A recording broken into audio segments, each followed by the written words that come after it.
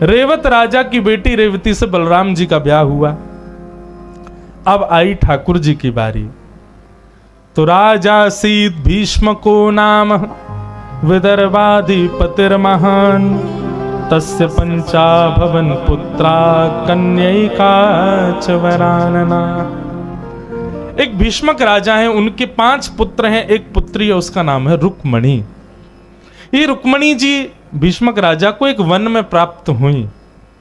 बंधुओं, सीता जी भी जनक जी को वन में प्राप्त हुई। यह भी क्यों? क्योंकि लक्ष्मी भूमि से प्रकट होती हैं, भूमि जा। रुक्मणी जी के 5 बड़े भैया हैं। रुक्मणी जी बचपन से सत्संग कथा सुनती हैं और कृष्ण को अपना पति मानती हैं। एक दिन रुक्मणी जी ने अपने भाई रुक्मी से जाके कहा कि हमारा विवाह द्वारिकाधीश से करा दो। रुक्मी बोला, अरे उसके कुल का पता नहीं है, उसके खानदान का पता नहीं है, यही कंफर्म नहीं है कि उसके पिता कौन है। कोई कहता वसुदेव जी हैं, कोई कहता है नंद बाबा। उसके माता पिता का पता नहीं, कुल गोत्र का पता नहीं। राजाओं के डर के मारे बीच समुद्र में जाकर के नगरी बसा के रहता है। ऐसे से अपनी बहन का ब्याह कराऊंगा मैं? बिल्कुल नहीं। रुक्मणी जी क्या कहें, भाभी से जाके कहा, बोले आप समझाओ ना भैया को। भाभी ने कहा, तो एक बात बताओ, तुम द्वारिकाधीश से ब्याह करना चाहती हो, एक पक्षीय बात है, वो करना चाहते हैं कि नहीं, तुमको पता चला? बोले नहीं, ये तो नहीं पता मुझे। बोले पहले ये तो कंफर्मेशन करो कि उनको तुमसे ब्याह करना है कि नहीं। कैसे करूं? बोले पत्र लिखो। तब रुक्मणी जी ने पत्र लिखा। आज भी द्वारिका में रोज बंधुओं, द्वारिका के लोकल लोग रात्रि में द्वारिकाधीश को शयन कराते हैं तो रुक्मणी जी का पत्र सुनाते हैं। रुक्मणी जी ने 7 श्लोकों में पत्र लिखा। मानो प्रत्येक श्लोक में रुक्मणी जी ने एक फेरा ले लिया ठाकुर जी से। श्रुत्वा गुणान भुवन सुंदर शृण्वतां ते निर्विश्य कर्ण विवरै हरतुंगतापम रूपम दृशाम दृशिमताम अखिलार्थ लाभम त्वय्यच्युता विशति चित्रत पत्रपम में। यदि कोई नव विवाहिता या फिर जिसका विवाह ना हुआ हो या कोई भी माताएं रुक्मणी जी के पत्र को नित्य गान करे तो उनके पति में द्वारिकाधीश जैसे लक्षण आने प्रारंभ हो जाते हैं, द्वारिकाधीश जैसे गुण आ जाते हैं। इसलिए रुक्मणी जी का पत्र, वैसे तो शास्त्राज्ञा है कि नव विवाह जिनका होने वाला है उनको नित्य पाठ करना चाहिए। द्वारिकाधीश जैसे थोड़े थोड़े गुण आ जाएंगे होने वाले पति में। रुक्मणी जी ने पत्र लिखा और एक ब्राह्मण को बुलाया। ब्राह्मण को बुला के कहा, लो द्वारिकाधीश को दे दो जितना जल्दी हो सके। यहां शिशुपाल ने रुक्मणी जी का विवाह पक्का कर दिया। रुक्मी ने शिशुपाल से रुक्मणी जी का विवाह पक्का कर दिया। रुक्मणी जी ने पत्र भिजवाया। ब्राह्मण लेकर के पत्र पहुंचा। बहुत दूर है कौंडनपुर। कौंडनपुर कहां है? अमरावती, महाराष्ट्र। वहां से द्वारिका कितना दूर है? ब्राह्मण बेचारा 2 दिन में पहुंचा। जाकर के पत्र भगवान को दिया। भगवान अकेले बैठे थे। सुबह सुबह ब्रह्म मुहूर्त का समय हो रहा था। ठाकुर जी बोले, कहां से लाए हो? बोले भीष्मक राजा की बेटी रुक्मणी जी ने भेजा है। भगवान बोले, अच्छा पढ़ के सुनाओ। बोले आपका निज पत्र में क्यों पढ़ूं? ठाकुर जी बोले, हमारी कोई भी बात निजी नहीं है। कलयुग में हमारी सारी निज कथाएं व्यास लोक वक्ता बन के कथा में सुनाया करेंगे। हमारा कुछ भी प्राइवेट नहीं है। सुनाओ क्या लिखा है। जैसे ही ब्राह्मण ने पढ़ा, श्रुत्वा गुणान भुवन सुंदर शृण्वतां ते निर्विश्य कर्ण विवरै हरतौंग तापम। प्रथम श्लोक सुना था बस ठाकुर जी ने। बोले बस। उठ गए ठाकुर जी। ब्राह्मण बोला, पूरा तो सुन लीजिए। बोले नहीं। क्या करना है फिर? मैं जाके उनको क्या कह दूं? आपकी तरफ से मना है? नहीं नहीं, मना नहीं, हम रथ ला रहे हैं, बैठो हमारे संग चलते हैं, ब्याह करके लाएंगे। भगवान ब्राह्मण देवता बोला, इतनी जल्दी राजी हो गए? पूछ तो लीजिए, रूप कैसा है, नाक कैसी है, आंख कैसी है, गुण कैसे हैं? ठाकुर जी बोले, आपने जो पत्र पढ़ा ना, उस पत्र का पहला शब्द ही बता रहा है कि रुक्मणी कैसी है। क्या लिखा है? बोले श्रुत्वा गुणान भुवन सुंदर शृण्वताम ते। मतलब रुक्मणी ने मुझे कभी देखा नहीं है, इसका मतलब वो रूप पर आसक्त नहीं है। मुझे कभी मिली नहीं है, इसका मतलब मेरे वैभव पर आसक्त नहीं है। उसने सदा संतों से मेरी कथा सुनी है और निश्चित है कथा के प्रति उसकी रति है, तो सारे गुण जो एक पत्नी में होने चाहिए सब हैं उसके अंदर। इसलिए मुझे आगे और कोई गुण नहीं चाहिए। मतलब यहां पर एक भाव यह प्रस्तुत होता है कि भक्त के अंदर क्या गुण है क्या नहीं है, इससे ठाकुर जी को कोई अभिप्राय नहीं। उसको कथा में रुचि है, इससे ठाकुर जी प्रसन्न है। ठाकुर जी बोले कथा में रुचि रखती है तो निश्चित है कि जितने गुण एक पत्नी में होने चाहिए सब हैं उसके अंदर, क्योंकि कथा में सब सीख जाता है व्यक्ति। चलो, और ब्राह्मण को रथ पर बैठा करके भगवान सीधे कौंडन्यपुर पहुंचे। ब्राह्मण को आने में लगे थे 2 दिन, लेकिन वापस पहुंचने में लगे चंद मिनट। भगवान ने तो हवा की तरह रथ दौड़ाया अपना। यहां रुक्मणी जी देवी पूजा के लिए जा रही हैं। जय जय गिरिवर राज किशोरे, जय महेश मुख चंद्र चकोरी। रुक्मणी जी जा रही थी, तभी रुक्मणी जी ने देखा वो ब्राह्मण खड़ा हुआ है सामने। रुक्मणी जी बोली, तुम अभी तक गए क्यों नहीं? 2 दिन हो गए। ब्राह्मण मुस्कुरा के बोला, हम गए और द्वारिकाधीश को संग ले भी आए। रुक्मणी जी बोली, बोले मतलब? अरे ठाकुर जी ने तो आपका पत्र का पहला श्लोक सुना, उसी से इतने रीझ गए। मैंने कहा भाई पूछ तो लो, देखने सुनने में कैसी है। बोले हमें कुछ नहीं सुनना, हमको तो इससे ही ब्याह करना। आ गए। रुक्मणी जी तो वहीं नाचने लगी। हाँ, कहाँ है द्वारिकाधीश? बोले मंदिर के पीछे खड़े हैं, दुल्हा बन रहे हैं, श्रृंगार करा रहे हैं अपना। ब्रह्मा जी आए हैं श्रृंगार करने। सबसे बढ़िया मेकअप आर्टिस्ट पूरी दुनिया को जिसने बनाया ब्रह्मा। हम सबके रूप नैन नक्श सब ब्रह्मा ने ही बनाए। अब सोचो ठाकुर जी एक तो सुंदर, ऊपर से ब्रह्मा श्रृंगार और करने आया, तो सोचो कितने सुंदर लग रहे होंगे। रुक्मणी जी के तो अब ठौर नहीं है, अब तो रुका ही नहीं जा रहा है।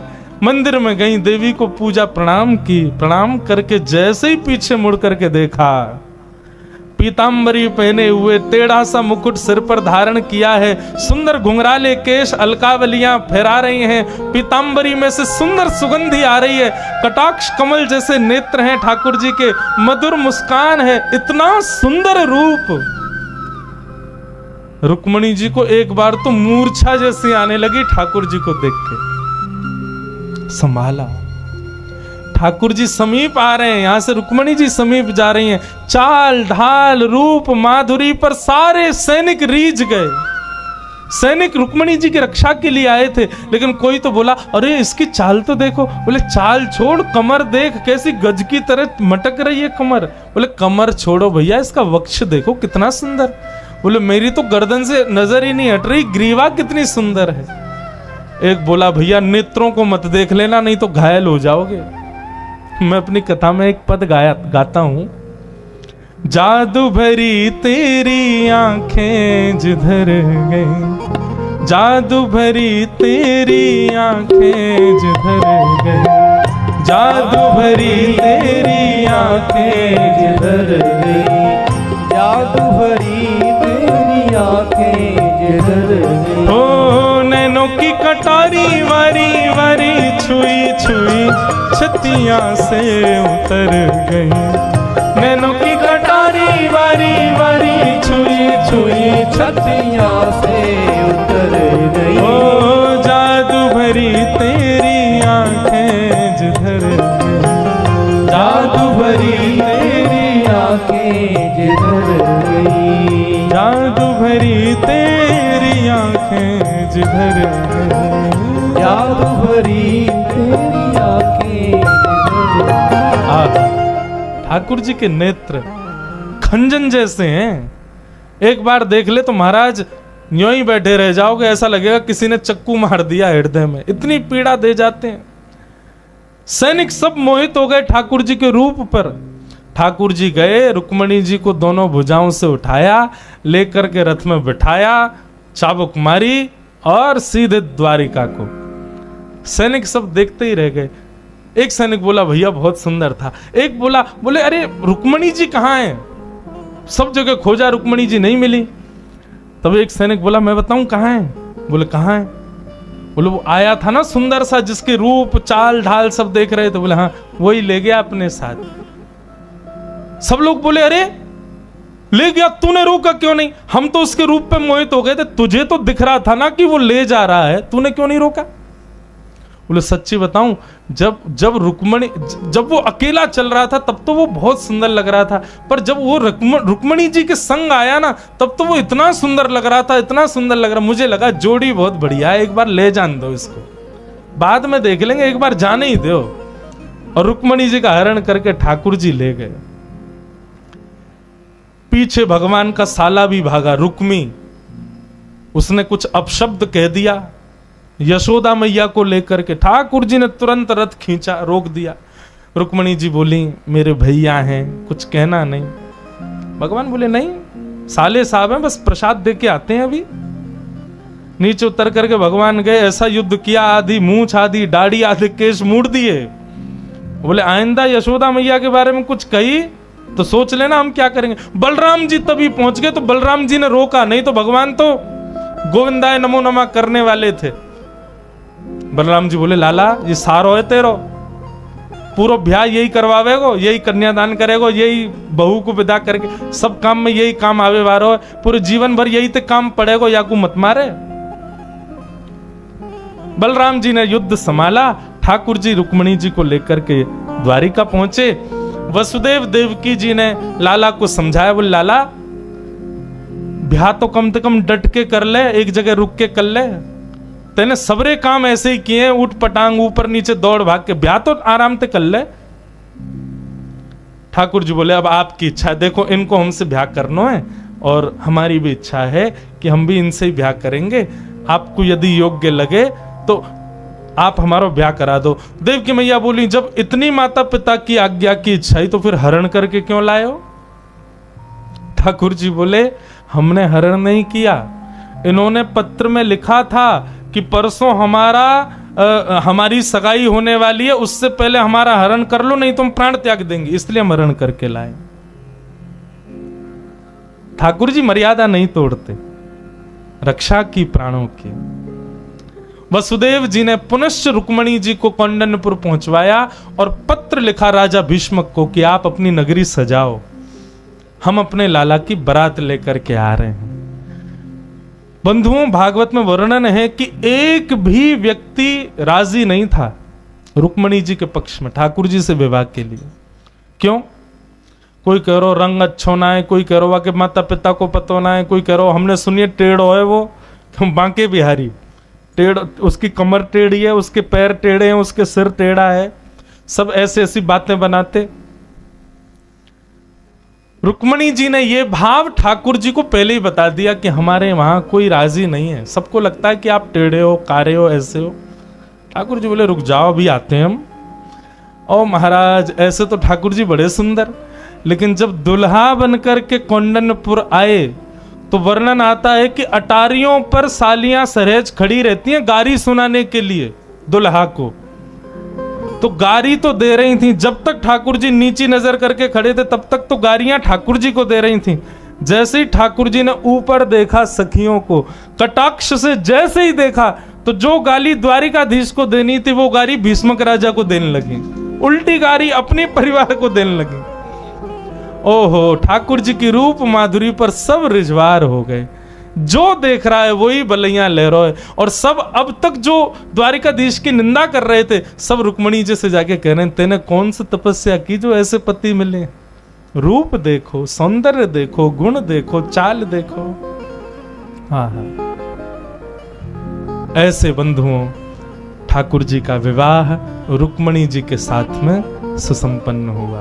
बोलो रुक्मणी रमण भगवान की। 2 मिनट बड़े भाव से गाओ, सब लोग सांवरिया बोलना है। ब्याह है ठाकुर जी को, अपनी जगह खड़े है कि नेक ताली बजाए दो, नेक बारात सी लगे तो सही कि हाँ नेक ब्याह भयो है। हो मोहे प्यारो लागे सावरिया, मोहे प्यारो लागे सावरिया, आज दुल्हा बने हैं सावरिया, ओ बड़े सुंदर सजे हैं सावरिया, ओ ये तो द्वारिका के राजा सावरिया, ओ जग के प्रतिपालक सावरिया, मोहे प्यारो लागे सावरिया, ओ मोहे प्यारो प्यारो लागे सावरिया, आज दुल्हा बने हैं सावरिया, ओ बड़े चोखे सजे हैं सावरिया, ओ बड़े नीके सजे हैं सावरिया, ओ बड़े प्यारे लगे हैं सावरिया, मोहे प्यारो लागे सावरिया, मोहे प्यारो लागे ओ मोहे प्यारो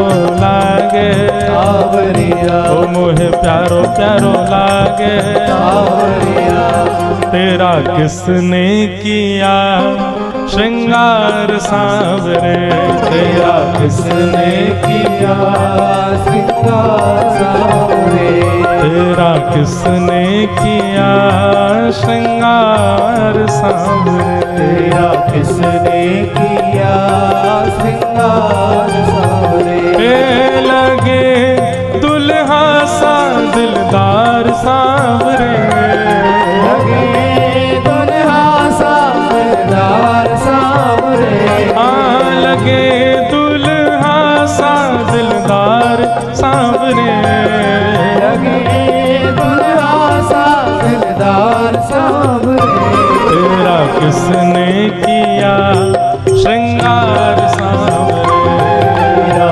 किसने किया श्रृंगार सांवरे, ओ मस्तक पर मलयागर चंदन के सर तिलक लगाया मस्तक पर मलयागिर चंदन के सर तिलक लगाया, मोर मुकुट कानों में कुंडल इत्र खूब बरसाया और मुकुट कानों में कुंडल रत्न खूब बरसाया, महकता रहे ये दरबार सांवरे महकता रहे ये दरबार सांवरे, ओ महकता रहे ये दरबार सांवरे महकता रहे ये दरबार सांवरे, तो तेरा किसने किया श्रृंगार सांवरे तेरा किसने किया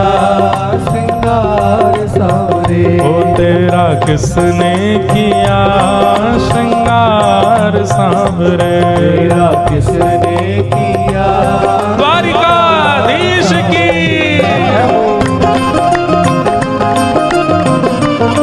रुक्मणी मंगल की बधाई हो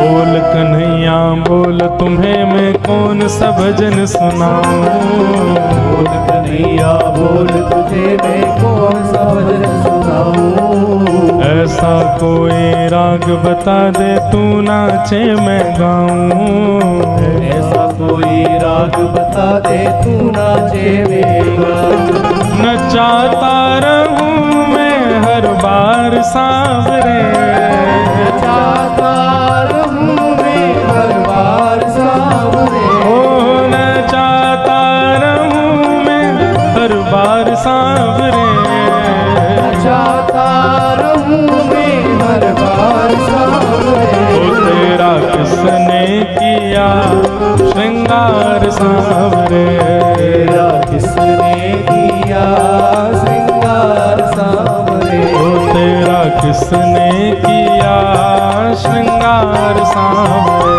तेरा किसने किया श्रृंगार सांवरे, ओ श्रृंगार सांवरे श्रृंगार सांवरे, श्रृंगार सांवरे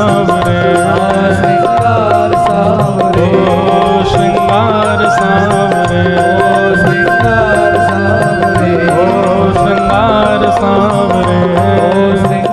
बोलो रुक्मणी रमण भगवान की। जोर से बोलो बधाई हो। बधाई हो, इतनी रूखी बधाई नहीं, जोर की बधाई। बधाई हो, बधाई हो, बधाई हो, बधाई हो, रुक्मणी मंगल की आप सभी गुजरात वासिन को बधाई हो। बधाई हो।